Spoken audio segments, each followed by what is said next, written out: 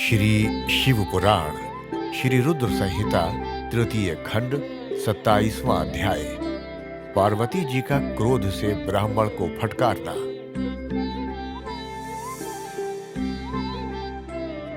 पार्वती बोली, हे ब्राह्मण देवता, मैं तो आपको परम ज्ञानी महात्मा समझ रही थी, परंतु आपका भेद मेरे सामने पूर्णतः खुल चुका है। आपने शिवजी के विषय में मुझे जो कुछ भी बताया है वे मुझे पहले से ही ज्ञात है, पर ये सब बातें सर्वथा झूठ हैं। इनमें सत्य कुछ भी नहीं है। आपने तो कहा था कि आप शिवजी को अच्छी प्रकार से जानते हैं। आपकी बातें सुनकर लगता है कि आप झूठ बोल रहे हैं, क्योंकि ज्ञानी मनुष्य कभी भी त्रिलोकीनाथ भगवान शिव के विषय में कोई भी अप्रिय बात नहीं कहते हैं। ये सही है कि लीलावश शिव जी कभी कभी अद्भुत वेश धारण कर लेते हैं, परंतु सच्चाई तो यह है कि वे साक्षात परम ब्रह्मा हैं, वे ही परमात्मा हैं। उन्होंने स्वेच्छा से ऐसा वेश धारण किया है। हे ब्राह्मण, आप कौन हैं जो ब्राह्मण का रूप धरकर मुझे छलने के लिए यहाँ आए हैं? आप ऐसी अनुचित व असंगत बातें करके एवं तर्क वितर्क करके क्या साबित करना चाहते हैं? मैं भगवान शिव के स्वरूप को भली भांति जानती हूँ। वास्तव में शिव जी निर्गुण ब्रह्म है। समस्त गुण ही जिनका स्वरूप हो, भला उनकी जाति कैसे हो सकती है? शिव जी तो सभी विद्याओं का आधार है, भला फिर उनको विद्या से क्या काम हो सकता है? पूर्व काल में भगवान शिव ने ही श्री हरि विष्णु को संपूर्ण वेद प्रदान किए थे। जो चराचर जगत के पिता हैं, उनके भक्तजन मृत्यु को भी जीत लेते हैं, जिनके द्वारा इस प्रकृति की उत्पत्ति हुई है, जो सभी तत्वों के आरंभ के विषय में जानते हैं, उनकी आयु का माप कैसे किया जा सकता है? भक्त वत्सल शिव जी सदा ही अपने भक्तों के वश में ही रहते हैं।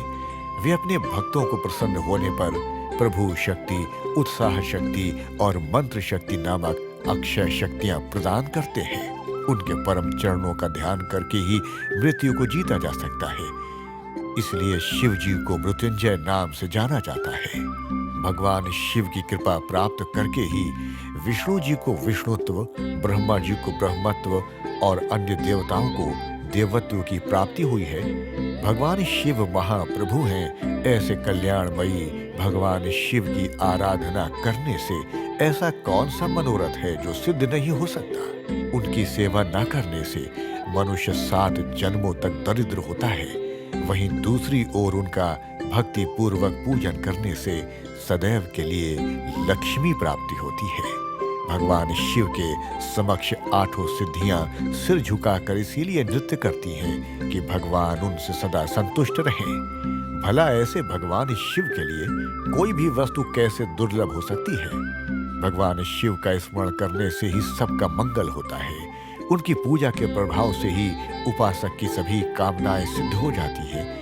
ऐसे निर्विकारी भगवान शिव में भला विकार कहाँ से और कैसे आ सकता है? जिस मनुष्य के मुख में सदैव शिव का मंगलकारी नाम रहता है, उसके दर्शन मात्र से ही सब पवित्र हो जाते हैं। आपने कहा था कि वे अपने शरीर पर चिता की भस्म लगाते हैं। ये पूर्णतः सत्य है, परंतु उनके शरीर पर लगी हुई ये भस्म जब जमीन पर गिरकर झड़ती है, तो क्यों सभी देवता उस भस्म को अपने मस्तक पर लगाकर अपने को धन्य समझते हैं? अर्थात उनके स्पर्श मात्र से ही अपवित्र वस्तु भी पवित्र हो जाती है। भगवान शिव ही इस जगत के पालनकर्ता, सृष्टिकर्ता और संहारक हैं। भला उन्हें कैसे साधारण बुद्धि द्वारा जाना जा सकता है? उनके निर्गुण रूप को आप जैसे लोग कैसे जान सकते हैं? दुराचारी और पापी मनुष्य भगवान शिव के स्वरूप को नहीं समझ सकते। जो मनुष्य अपने अहंकार और अज्ञानता के कारण शिव तत्व की निंदा करते हैं, उसके जन्म का सारा पुण्य भस्म हो जाता है। हे ब्राह्मण, आपको ज्ञानी महात्मा जानकर मैंने आपकी पूजा की है, परंतु आपने शिव जी की निंदा करके अपने साथ साथ मुझे भी पाप का भागी बना दिया है। आप घोर शिवद्रोही हैं। शास्त्रों में बताया गया है कि शिवद्रोही का दर्शन हो जाने पर शुद्धिकरण हेतु स्नान करना चाहिए तथा प्रायश्चित करना चाहिए। ये कहकर देवी पार्वती का क्रोध और बढ़ गया और वे बोली, अरे दुष्ट, तुम तो कह रहे थे कि तुम शंकर को जानते हो, परंतु सच तो यह है कि तुम उन सनातन शिव जी को नहीं जानते हो। भगवान शिव परम ज्ञानी, सत्पुरुषों के प्रियतम व सदैव निर्विकार रहने वाले हैं। वे मेरे अभीष्ट देव हैं। ब्रह्मा और विष्णु भी सदा महादेव जी को नमन करते हैं। सारे देवताओं द्वारा शिव जी को आराध्य माना जाता है। काल भी सदा उनके अधीन रहता है।